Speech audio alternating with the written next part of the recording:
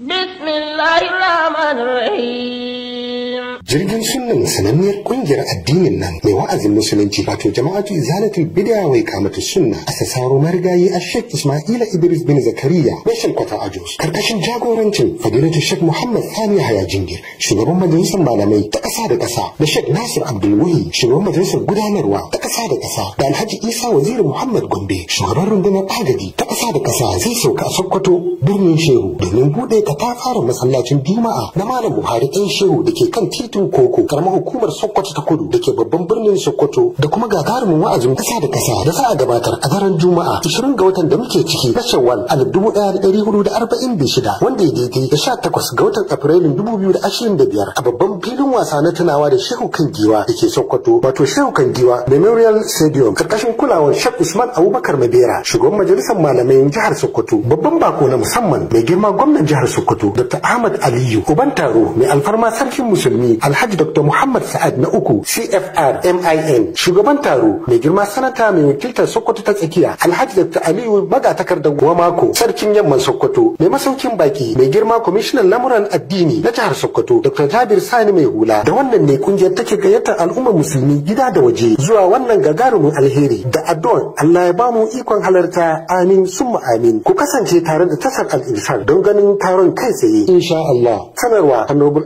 Ahmad Muhammad Ashir sakataren yada labaran kungiyar